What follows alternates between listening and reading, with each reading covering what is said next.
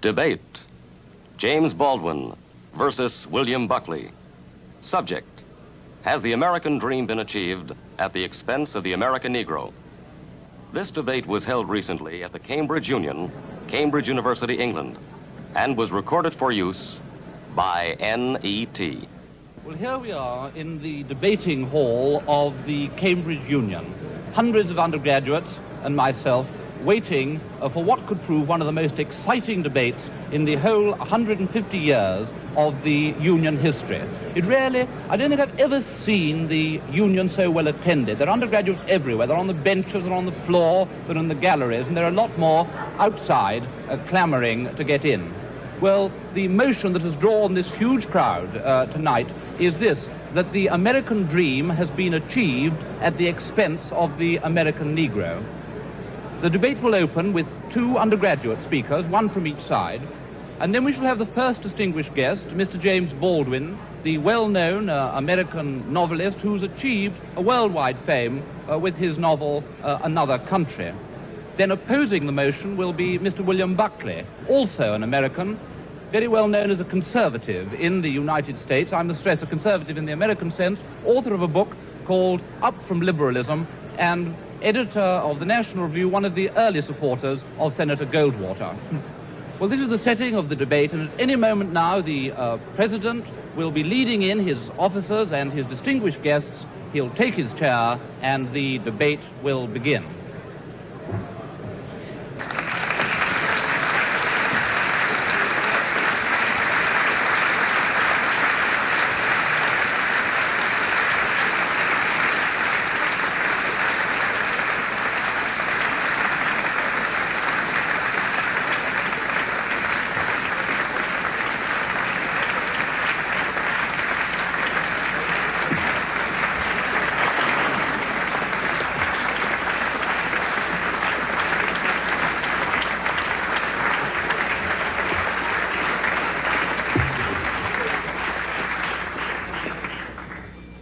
The motion before the House tonight is, the American dream is at the expense of the American Negro. We propose to Mr. David Haycock of Pembroke College, and I propose to Mr. Jeremy Burford of Emmanuel College. Mr. James Baldwin will speak third. Mr. William F. Buckley Jr. will speak fourth. Mr. Haycock is the ear of the House.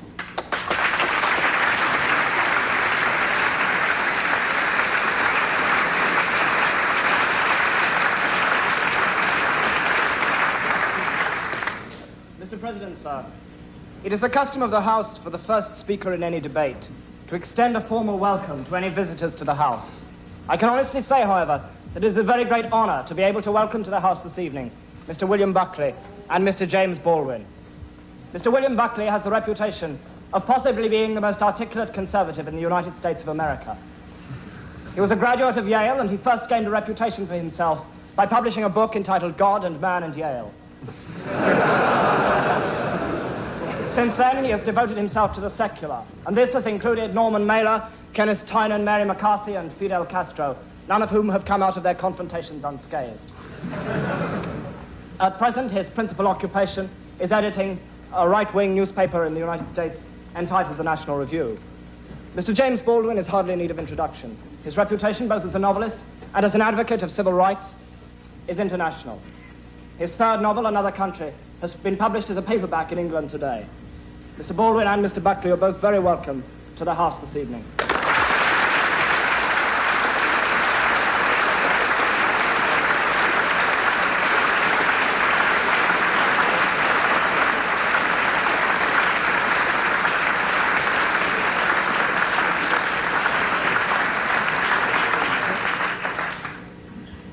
Imagine, Mr. President, a society which above all values freedom and equality.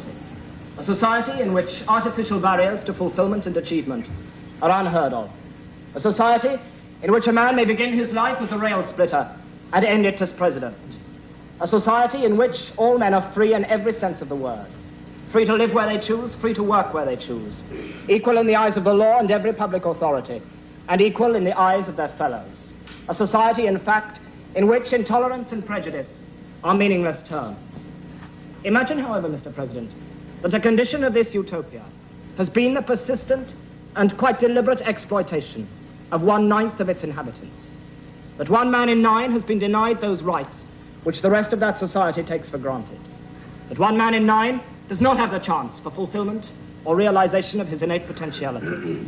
That 1 man in 9 cannot promise his children a secure future and unlimited opportunities. Imagine this, Mr. President, and you have what is, in my opinion, the bitter reality of the American dream. A few weeks ago, Martin Luther King had to hold a nonviolent demonstration in Selma, Alabama, in his drive to register Negro voters. By the end of the week of his demonstrations, he was able to write quite accurately in a national fundraising letter from Selma, Alabama jail, "There are more Negroes in prison with me than there are on the voting rolls." When King wrote that letter, 335 out of 32,700 Negroes in Dallas had the vote, 1% of the Dallas population. After a mass march to the courthouse, 237 Negroes, King among them, were arrested. The following day, 470 children who had deserted their classrooms to protest against King's arrest were charged with juvenile delinquency. 36 adults on the same day were charged with contempt of court for picketing the courthouse while State Circuit Court was in session. On the following day, 111 people were arrested on the same charge, despite their claim that they merely wanted to see the voting registrar. 400 students were arrested and taken to the armory, where many of them spent the night on a cold cement floor. The following day, the demonstration spread to Marion, Alabama. In Marion, Negroes outnumber whites by 11,500 to 6,000 people, and yet only 300 are registered to vote. Negroes in Marion were anxious to test the public accommodation section of the civil rights law. They entered a drugstore, and there they were served with Coca-Cola laced with salt, and were told that hamburgers had risen to $5 each. After the arrest of 15 Negroes for protesting against this treatment, 700 Negroes boycotted their classes next day and marched in orderly fashion to the jail. There they sang civil rights songs until they were warned by a state trooper that they would be arrested if they sung one more song. Of course, they sang another song, and of course, all 700 were arrested. American society has felt fit to use Negro labor.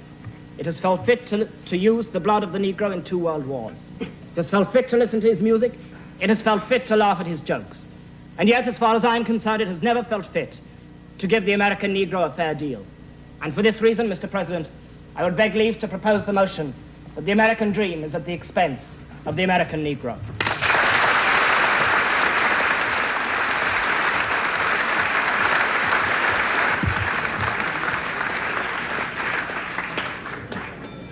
I now call Mr. Jeremy Burford of Emmanuel College to oppose the motion.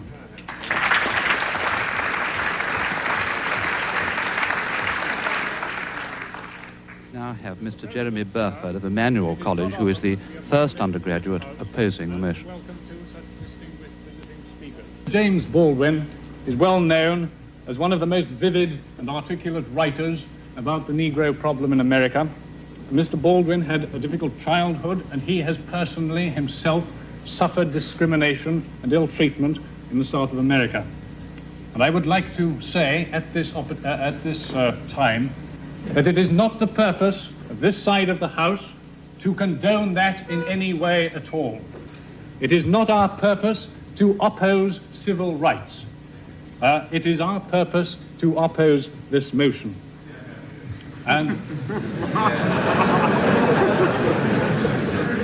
thank you, sir. Come and collect your fee afterwards.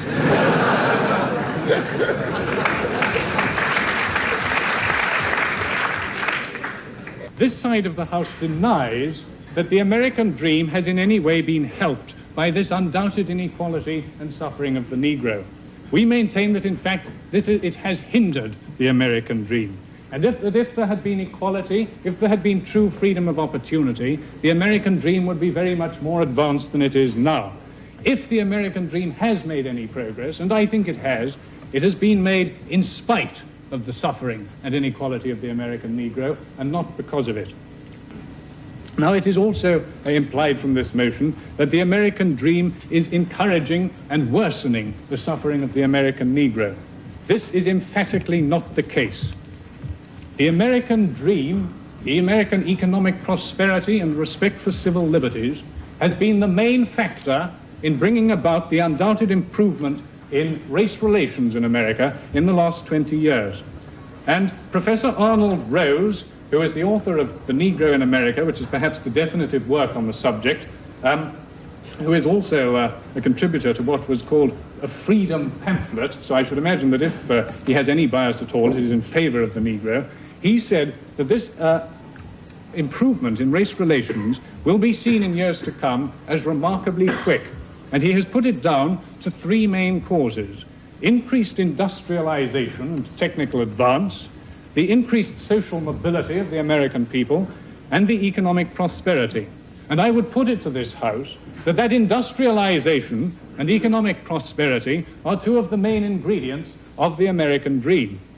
And at the same time, again, I do not want to say that the Negro in America is treated fairly, but at the same time, the average per capita income of Negroes in America is exactly the same as the average per capita income of people in Great Britain. Now, I found that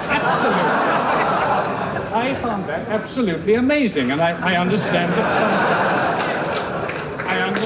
that some of you do as well. So I have got the reference here from the United States News and World Report of July the 22nd, 1963, in which it points out, this will have to be the last interruption I take, as time is running short. Mr. President, on a point of information, is the Speaker talking of real income or money income? I'm talking of money.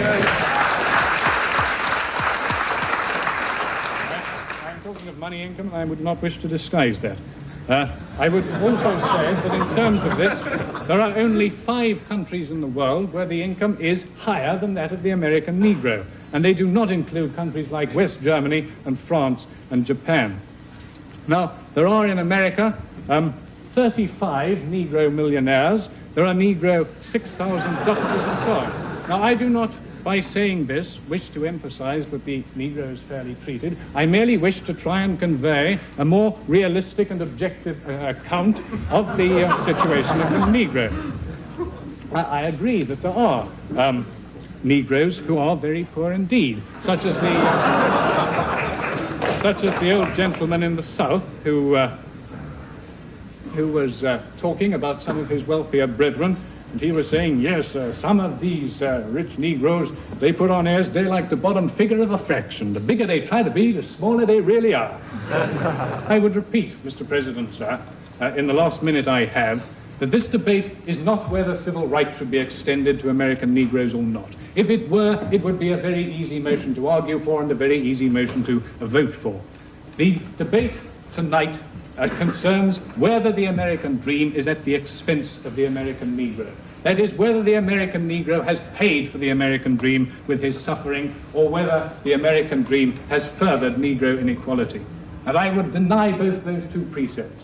I would say that Negro inequality has hindered the American dream, and I would say that the American dream has been very important indeed in furthering civil rights and in furthering freedom for the American Negro. Mr. President, sir, I beg to oppose the motion.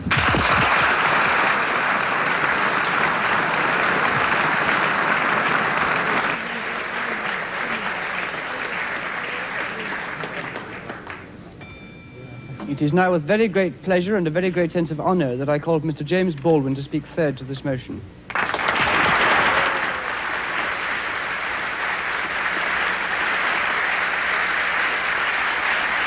Now we have Mr. James Baldwin, the star of the evening, who has been sitting, listening attentively, and getting a wonderful reception here in the Cambridge Union. Tremendous enthusiasm from all sides of the House for Mr. Baldwin, who has been listening to the arguments. Now will bring the voice of actual experience to the debate. Good evening. I find myself, not for the first time, in the position of a kind of Jeremiah. For example, I don't disagree with Mr. Burford that the inequality suffered by the American Negro population of the United States has hindered the American dream. Indeed it has. I quarrel with some other things he has to say. The other, deeper element of a certain awkwardness I feel has to do with It has to do with one's point of view, I have to put it that way, one's sense, one's system of reality.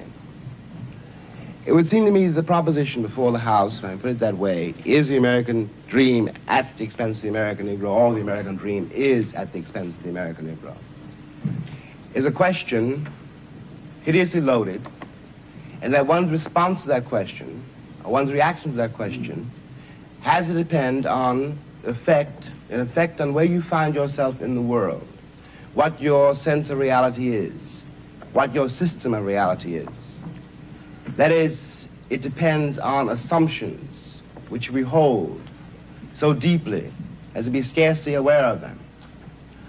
A white South African, or a Mississippi sharecropper, or a Mississippi sheriff, or a Frenchman driven out of Algeria, all have, at bottom, a system of reality which compels them to, for example, in the case of the French exile from Algeria, to defend French reasons for having ruled Algeria.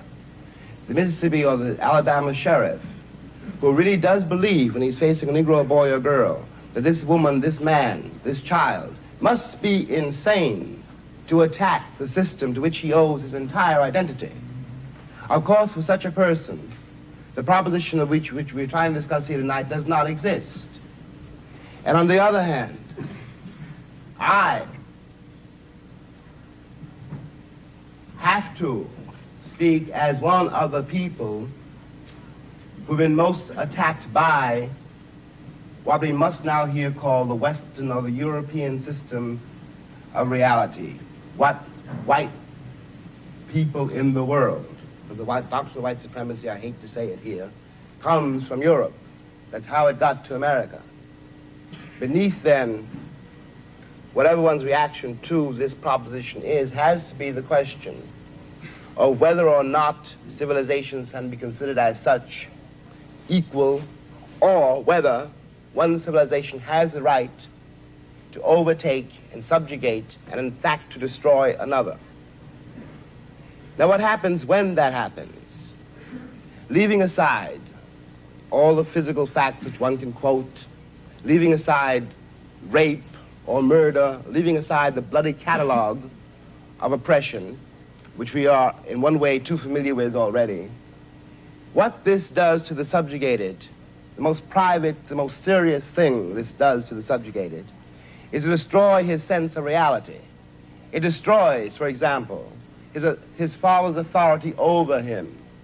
His father can no longer tell him anything because the past has disappeared, and his father has no power in the world. This means, in the case of an American Negro, born in that glittering republic, and in the moment you are born, since you don't know any better, every stick and stone and every face is white, and since you have not yet seen a mirror, you suppose that you are too. It comes as a great shock around the age of 5 or 6 or 7 to discover that the flag to which you have pledged allegiance, along with everybody else, has not pledged allegiance to you. It comes as a great shock to discover that Gary Cooper killing off the Indians when you were rooting for Gary Cooper, that the Indians were you. It comes as a great shock to discover that the country, which is your birthplace, and to which you owe your life and your identity, has not in its whole system of reality evolved any place for you. The disaffection, the demoralization, and the gap between one person and another, only on the basis of the color of their skins, begins there and accelerates throughout a whole lifetime, so that presently you realize you're 30 and are having a terrible time managing to trust your countrymen. By the time you are 30, you have been through a certain kind of mill. And the most serious effect of the mill you've been through is again not the catalog of disaster. The policemen, the taxi drivers, the waiters, the landlady, the landlord, the banks, the insurance companies, the millions of details, 24 hours of every day, which spell out to you that you are a worthless human being. It is not that. is by that time you've begun to see it happening in your daughter or your son or your niece or your nephew. You are 30 by now, and nothing you have done has helped you to escape the trap. But what is worse than that is that nothing you have done, and as far as you can tell, nothing you can do, will save your son or your daughter from meeting the same disaster and not impossibly coming to the same end. Now,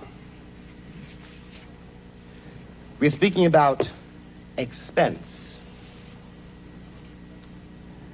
I suppose there are several ways to address oneself to some attempt to define what that word means here.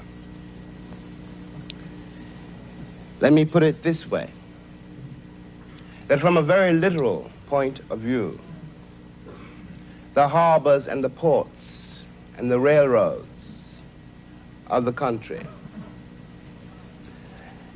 the economy, especially of the southern states, could not conceivably be what it has become if they had not had, and do not still have indeed, and for so long, so many generations, cheap labor. I am stating very seriously, and this is not an overstatement, that I picked the cotton, and I carried it to market, and I built the railroads under someone else's whip for nothing. For nothing. The Southern oligarchy, which has until today so much power in Washington, and therefore some power in the world, was created by my labor and my sweat, and the violation of my women and the murder of my children. This, in the land of the free and the home of the brave. And no one can challenge that statement. It is a matter of historical record. In another way, this dream, and we'll get to the dream in a moment, is at the expense of the American Negro. You watch this in the Deep South in great relief, but not only in the Deep South. In the Deep South, you are dealing with a sheriff or a landlord or a landlady or the girl at the Western Union desk. And she doesn't know quite who she's dealing with, by which I mean that if you're not part of the town, and if you are a northern nigger, it shows in millions of ways. So she simply knows that it's an unknown quantity, and she wants to have nothing to do with it. So she won't talk to you. You have to wait for a while to get your telegram. Okay, we all know this. We've been through it. And by the time you get to be a man, it's very easy to deal with. But what is happening in the poor woman, the poor man's mind, is this. They've been raised to believe, and by now they helplessly believe, that no matter how terrible their lives may be, and their lives have been quite terrible, and no matter how far they fall, no matter what disaster overtakes them, they have one enormous knowledge and consolation, which is like a heavenly revelation. At least they are not black. Now I suggest that of all the terrible things that can happen to a human being, that is one of the worst.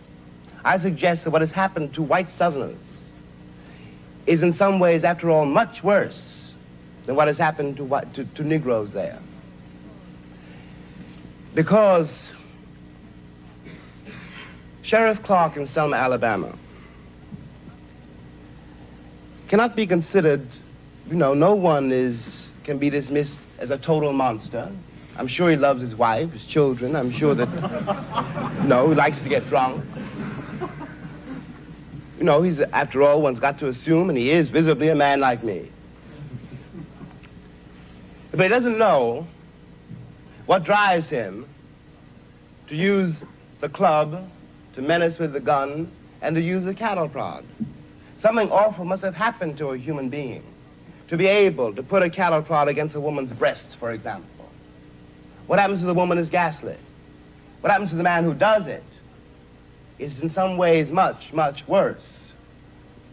This is being done, after all, not 100 years ago, but in 1965, in a country which is blessed with what we call prosperity, a word we won't examine too closely, with a certain kind of social coherence, which calls itself a civilized nation and which espouses the notion of the freedom of the world. And it is perfectly true from the point of view now simply of an American Negro. Any American Negro watching this, no matter where he is, from the vantage point of Harlem, which is another terrible place, has to say to himself, in spite of what the government says we can't do anything about it. But if those are white people being murdered in Mississippi work farms, being carried off to jail, if those are white children running up and down the streets, the government would find some way of doing something about it. We have a civil rights bill now. We had an amendment, the 15th Amendment, nearly 100 years ago. I hate to sound again like an Old Testament prophet, but if the amendment was not honored then, I don't have any reason for believing the civil rights bill will be honored now. And after all, one's been there since before, a lot of other people got there. If one has got to prove one's title to the land, isn't 400 years enough? 400 years, at least 3 wars. The American soil is full of the corpses of my ancestors. Why is my freedom or my citizenship or my right to live there, how is it conceivably a question now? And I suggest further that in the same way, the moral life of Alabama sheriffs and poor Alabama ladies, white ladies, their moral lives have been destroyed by the plague called color, that the American sense of reality has been corrupted by it. At the risk of sounding excessive, what I always felt when I finally left the country, found myself abroad in other places, and watched Americans abroad. And these are my countrymen. And I do care about them. And even if I didn't, there is something between us. We have the same shorthand. I know, when I look at a girl or a boy from Tennessee, where they came from in Tennessee, and what that means. No Englishman knows that, no Frenchman, no one in the world knows that except another black man who comes from the same place. One watches these lonely people denying the only kin they have. We talk about integration in America as though it was some great new conundrum. The problem in America is that we've been integrated for a very long time. Put me next to any African, and you will see what I mean. And my grandmother was not a rapist. What we are not facing is the results of what we've done. What one begs the American people to do for all our sakes is simply to accept our history. I was there not only as a slave, but also as a concubine. One knows the power, after all, which can be used against another person if you've got absolute power over that person. It seemed to me when I watched Americans in Europe that what they didn't know about Europeans was what they didn't know about me. They weren't trying, for example, to be nasty to the French girl or rude to the French waiter. They didn't know they hurt their feelings. They didn't have any sense that this particular woman, this particular man, though they spoke another language and had different manners and ways, was a human being. And they walked over them with the same kind of bland ignorance, condescension, charming and cheerful, with which they'd always patted me on the head and called me shine, and were upset when I was upset. What is relevant about this is that whereas 40 years ago when I was born, the question of having to deal with what is unspoken by the subjugated, what is never said to the master. However, having to deal with this reality was a very remote possibility. It was in no one's mind.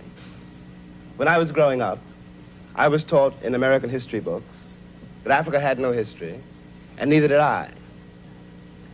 That I was a savage,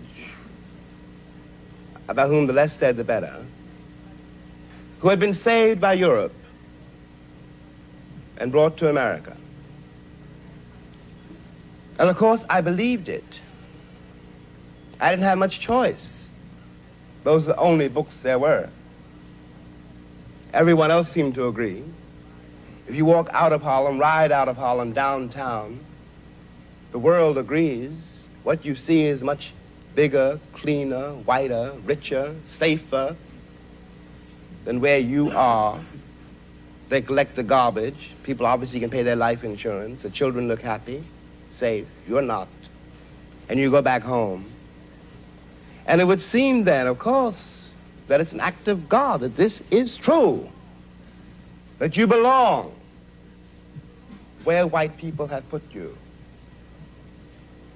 It is only since the Second World War that there's been a counter-image in the world. And that image not come about through any legislation on the part of any American government, but through the fact that Africa was suddenly on the stage of the world, and Africans had to be dealt with in a way that had never been dealt with before. This gave an American Negro for the first time a sense of himself beyond a savage or a clown. It has created, and will create, a great many conundrums. One of the great things that the white world does not know, but I think I do know, is that black people are just like everybody else.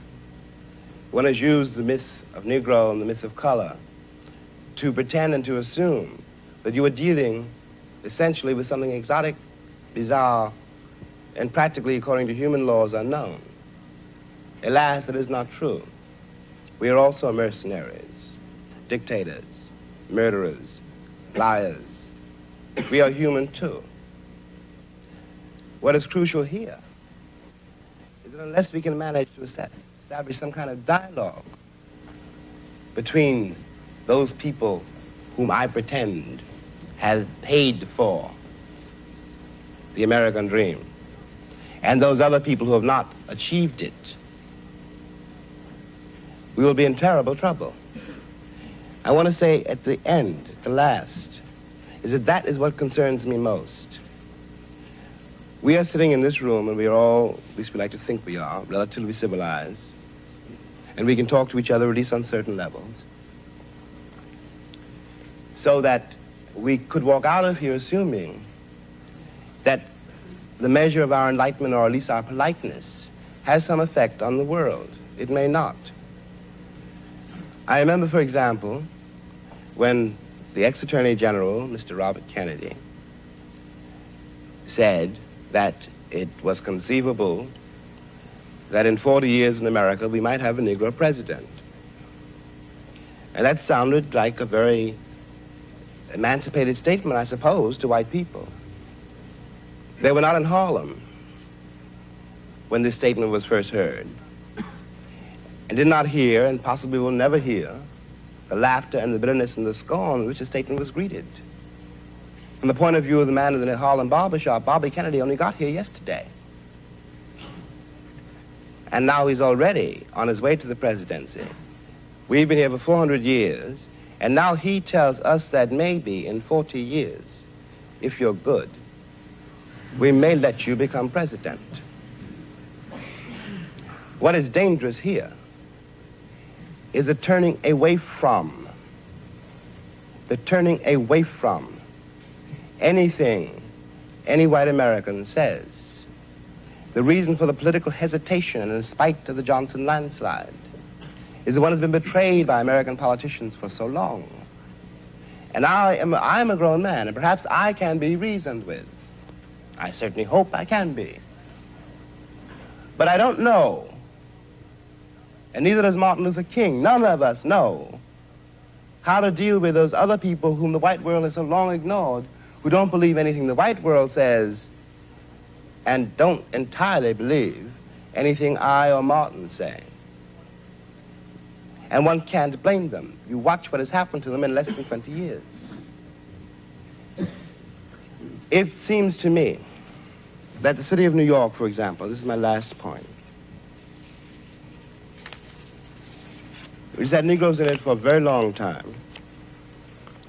If the city of New York were able, as it has indeed been able, in the last 15 years to reconstruct itself, tear down buildings and raise great new ones, downtown and for money, and has done nothing whatever except build housing projects in the ghetto for the Negroes. And of course the Negroes hate it. Presently the property does indeed deteriorate because the children cannot bear it. They want to get out of the ghetto. If the American pretensions were based on more solid, a more honest assessment of life and of themselves, it would not mean for Negroes, when someone says urban renewal, that Negroes simply are going to be thrown out into the streets, which is what it does mean now.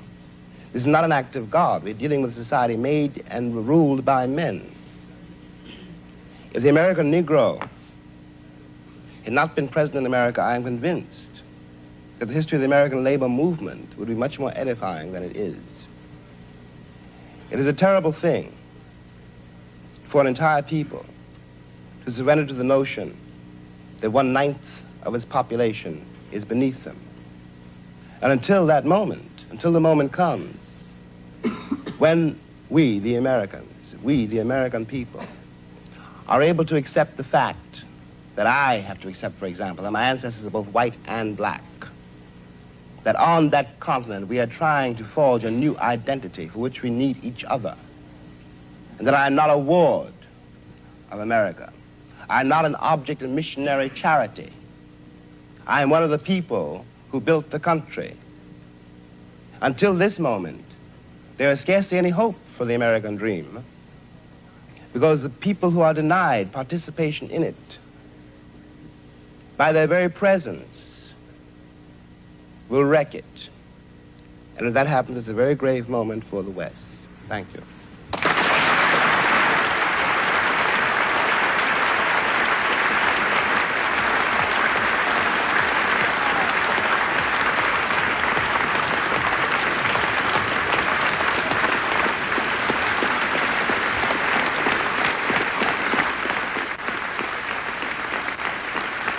Tremendously moving moment now, the whole of the Union standing and applauding this magnificent speech of James Baldwin.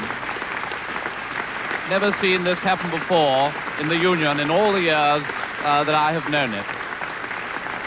Baldwin is smiling, obviously delighted by his reception, tremendously moved by it.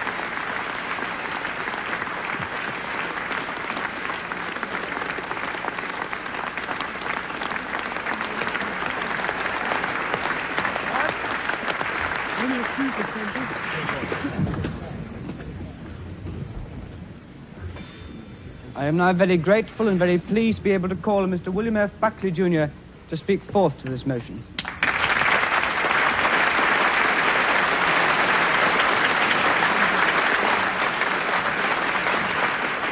Now we have Mr. William Buckley, who will need all his skill to establish ascendancy over his audience, which has clearly been so deeply moved. Thank you, Mr. by the President. eloquence and Baldwin. personal experience of the preceding speaker. Haycock, Mr. Burford, gentlemen.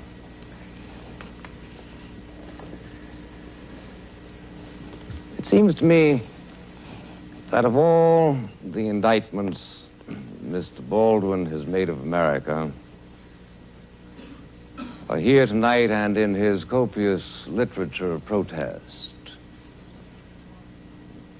the one that is most striking involves, in effect, the refusal of the American community to treat him other than as a Negro. The American community has refused to do this.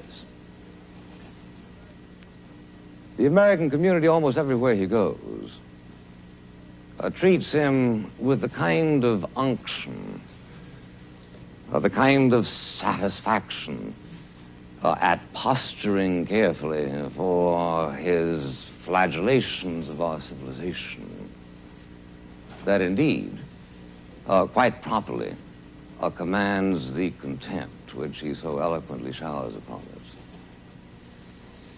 us. It is impossible, in my judgment, to deal with the indictment of Mr. Baldwin unless one is prepared to deal with him as a white man.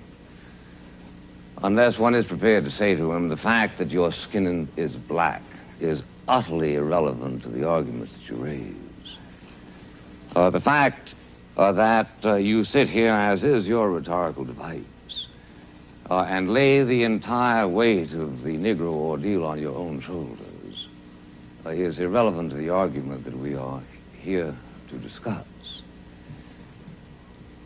The gravamen of Mr. Baldwin's charges against America are not so much that our civilization has failed him and his people, that our ideals are insufficient, but that we have no ideals. That our ideals rather are some sort of a superficial coating which we come up with at any given moment in order to justify whatever commercial and noxious experiment we are engaged in. Thus, Mr. Baldwin can write his book, The Fire Next Time, in which he threatens America. He didn't, in writing that book, speak with the British accents that he used exclusively tonight, in which he threatened America with the necessity for us to jettison our entire civilization. The only thing that the white man has that the Negro should want, he said, is power. And he is treated from coast to coast in the United States Mr. Buckley. With a kind Mr. of Buckley unctuous doesn't choose to give way. The interrupter must, and he has done. The interrupter is now set down. Goes beyond anything that was ever expected from the most servile Negro creature by a Southern family. I propose to pay him the honor this night of saying to him, Mr. Baldwin, I am going to speak to you without any reference whatever to those surrounding protections which you are used to in virtue of the fact that you are a Negro. And here we need to ask the question, what in fact shall we do about it, Mr. President? What shall we in America try to do, for instance, to eliminate those psychic humiliations which I join Mr. Baldwin in believing are the very worst aspects of this discrimination? You found it a source of considerable mirth to laugh away the statistics of my colleague, Mr. Burford. I don't think they are insignificant. They are certainly not insignificant in a world which attaches a considerable importance to material progress. It is, in fact, the case that seven-tenths of the white income of the United States is equal to the income that is made by the average Negro. I don't think this is an irrelevant statistic, ladies and gentlemen. It takes a capitalization of $15,000, $16,000, $17,000 per job in the United States. This is a capitalization that was not created exclusively as a result of Negro travail. My great-grandparents worked too. Presumably yours worked also. I don't know of anything that has ever been created without the expense of something. All of you who hope for a diploma here are going to do that at the expense of a considerable amount of effort. And I would thank you, please not to belie the fact that a considerable amount of effort went into the production of a system which grants a greater degree of material well-being to the American Negro than that is enjoyed by 95% of the other peoples of the human race. But even so, to the extent that your withering laughter suggested here that you found this a contemptible observation, I agree. I don't think it matters that there are 35 millionaires among the Negro community. If there were 20 million millionaires among the Negro community of the United States, I would still agree with you that we have a dastardly situation But I'm asking you not to make politics as the crow flies, to use the fleeted phrase of Professor Oakeshott, but rather to consider what, in fact, is it that we Americans ought to do? What are your instructions that I'm to take back to the United States, my friend? I want to know what it is that we should do, and especially I want to know whether it is time, in fact, to abandon the American dream as it has been defined by Mr. Haycock and Mr. Burford. What, in fact, is it that we ought to do, for instance, to avoid two humiliations mentioned by Mr. Baldwin as being a part of his own experience during his lifetime. At the age of 12, you will find on reading his book, he trespassed outside the ghetto of Harlem and was taken by the scruff of the neck by a policeman on 42nd Street and Madison Avenue and said, "Here, you nigger, go back to where you belong." 15, 20 years later, he goes in and asks for a Scotch whiskey at the airport at Chicago and is told by the white barman that he is obviously underage and under the circumstances cannot be served. I know from your faces that you share with me the feeling of compassion and the feeling of outrage that this kind of thing should have happened. What, in fact, are we going to do to this policeman? And what, in fact, are we going to do to this barman? How are we going to avoid the kind of humiliations that are perpetually visited on members of a minority race? Obviously, the first element is concern. We've got to care that it happens. We have got to do what we can to change the warp and woof of moral thought in society in such fashion as to try to make it happen less and less. Let me urge this point to you, which I can do with authority, my friends, the only thing that I can tonight. And that is to tell you that in the United States, there is a concern for the Negro problem. Now, if you get up to me and say...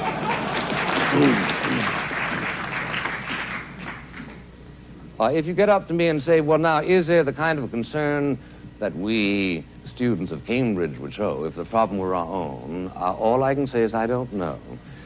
It may very well be that there has been some sort of a sunburst of moral enlightenment that has hit this community, so as to make it predictable that if you were the governors of the United States, the situation would change overnight. I'm prepared to grant this as a form of courtesy, Mr. President. But meanwhile, I'm saying to you that the engines of concern in the United States are working. The presence of Mr. Baldwin here tonight is in part a reflection of that concern.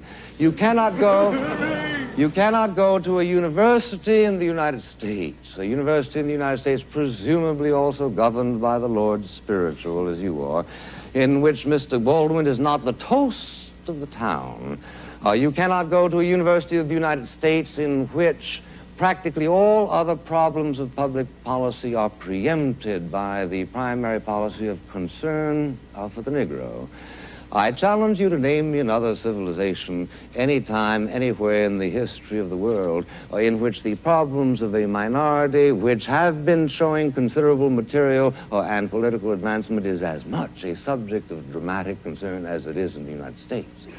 Let me just say finally, ladies and gentlemen, this. There is no instant cure for the race problem in America. And anybody who tells you that there is a charlatan and ultimately a boring man. Boring precisely because he is then speaking in the kind of abstractions that do not relate to the human experience. The trouble in America where the Negro community is concerned is a very complicated one. I urge those of you who have an actual rather than a purely ideologized interest in the problem to read the book Beyond the Melting Pot by Professor Glaser, also co-author of The Lonely Crowd, a prominent Jewish intellectual, who points to the fact that the situation in America where the Negroes are concerned is extremely complex as a result of an unfortunate conjunction of two factors. One is the dreadful efforts to perpetuate discrimination by many individual American citizens as a result of their lack of that final and ultimate concern which some people are truly trying to agitate. The other is as a result of the failure of the Negro community itself to make certain exertions which were made by other minority groups during the American experience. If you can stand a statistic not of my own making, let me give you one which Professor Glaser considers as relevant. He says, for instance, in 1900, there were 3,500 Negro doctors in America. In 1960, there were 3,900, an increase in 400. Is this because there were no opportunities, as has been suggested by Mr. Haycock and also by Mr. Baldwin implicitly? No, says Professor Glaser. There are a great many medical schools who are by no means practice discrimination, who are anxious to receive and to train Negro doctors. There are scholarships available to put them through, but in fact that particular energy, which he remarks was so noticeable in the Jewish community and to a certain and lesser extent in the Italian-Irish community, for some reason is not there. We should focus on the necessity to animate this particular energy, but he comes to the conclusion, which strikes me as plausible, that the people who can best do it, who can do it most effectively, are Negroes themselves. Let me conclude by reminding you, ladies and gentlemen, that where the Negro is concerned, the danger, as far as I can see at this moment, is that they will seek to reach out for some sort of radical solutions on the basis of which the true problem is obscured.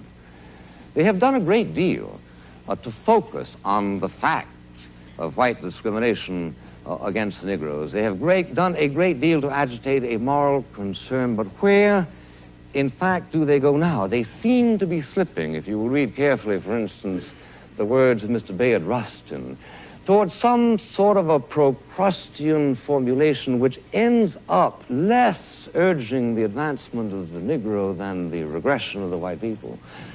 14 times as many people in New York City born of Negroes are illegitimate as of whites. This is a problem. How shall we address it? By seeking out laws that encourage illegitimacy in white people? This, unfortunately, tends to be the rhetorical momentum that some of their arguments are taking. One thing you might do, Mr. Buckley, is let them vote in Mississippi. I agree. I agree.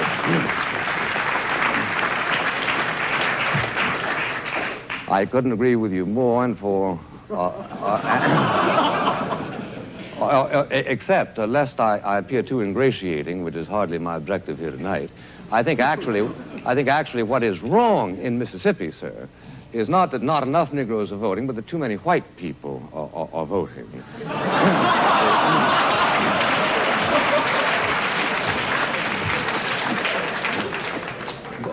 Booker T. Washington said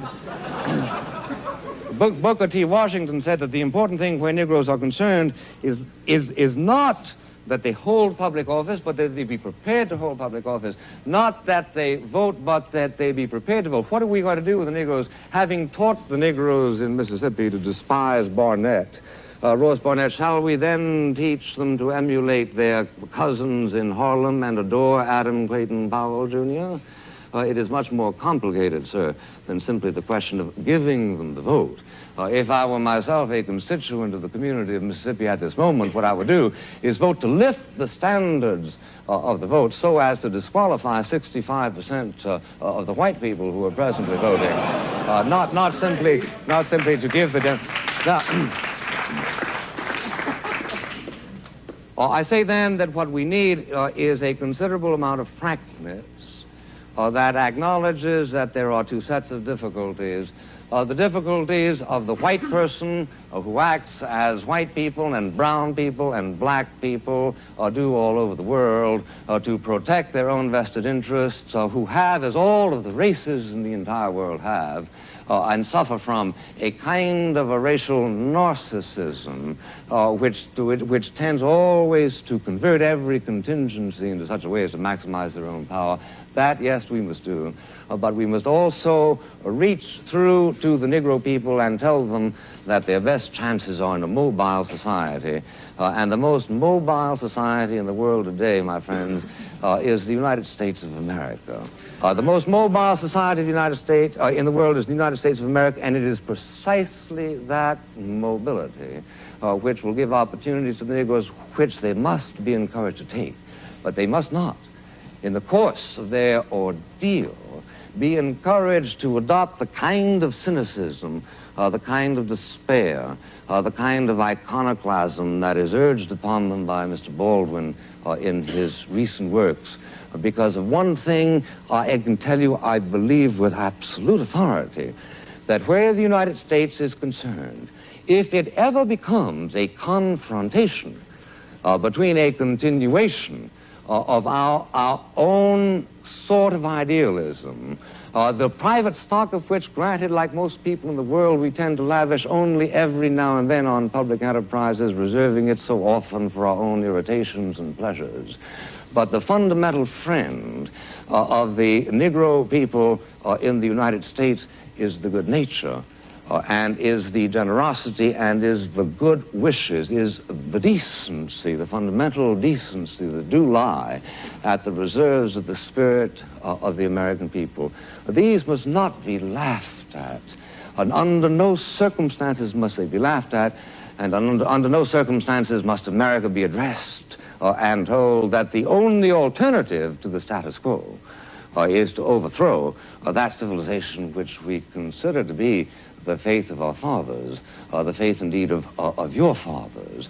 This is what must animate whatever meliorism must come, because if it does finally come to a confrontation, a radical confrontation between giving up what we understand to be the best features of the American way of life, which at that level is indistinguishable, so far as I can see, from the European way of life, then we will fight the issue.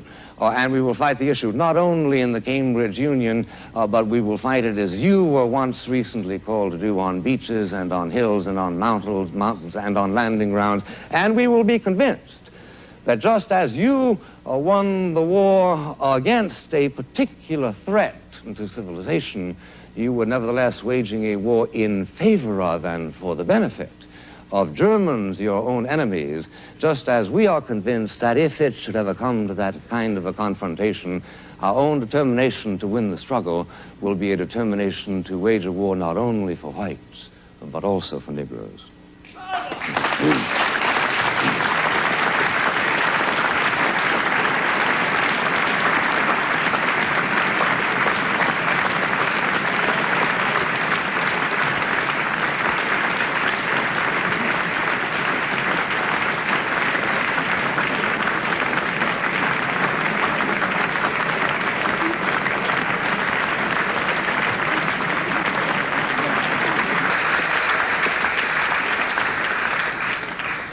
Will the tellers take their places, please? They voted in favor of the motion being that the American dream is at the expense of the Negro. They voted in favor of that motion 544 persons and against 164 persons. The motion is therefore carried by 380 votes. I declare the House to stand adjourned.